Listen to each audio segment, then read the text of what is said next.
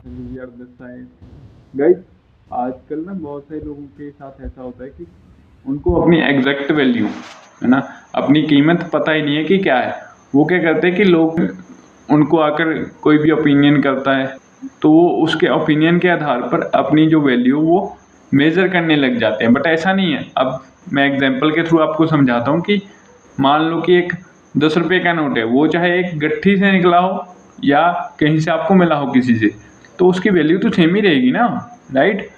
अब ऐसे तो है नहीं कि गट्ठी से निकला नया नया नोट तो उसकी वैल्यू बढ़ गई 10 रुपये से 100 रुपये हो गई, या उस वो किसी से आपको मिला हो तो उसकी वैल्यू 5 रुपये हो गई। ऐसा तो है नहीं, वैल्यू तो उसकी सेम ही है। तो ऐसे ही चाहे लोग कुछ भी आपको कहते रहें या कोई भी आपको कैसा भी ओपिनियन करे, आपकी वैल्यू सेम ही रहती है जो है। ओके, सो आपकी वैल्यू इससे पता चलती है कि आपको अपने ऊपर कितना भरोसा है। ओके, अपने ऊपर भरोसा रखो। क्या पता आप कहीं रॉन्ग जगह पे खड़े होकर, है ना, रॉन्ग प्लेस पे खड़े होकर लोगों को प्रूव कर रहे हो कि मेरी ये वैल्यू है, राइट।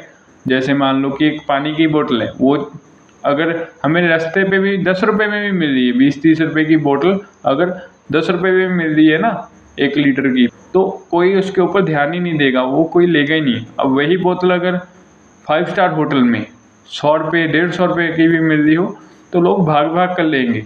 ओके, सो देखो चीज़ सेम है, पानी की बोतल, बट जगह का फ़र्क पड़ गया ना। तो ऐसे क्या पता आप रॉन्ग साइड पे खड़े होकर अपने आप को प्रूव कर रहे हो। ठीक है, तो धीरे धीरे अपना इंक्रीजमेंट लाओ अपने अंदर, और किसी के ओपिनियन के हिसाब से मत अपनी वैल्यू मेजर करो। आपकी वैल्यू क्या है वो आपसे ज़्यादा कोई नहीं जानता। So think positive and be unique.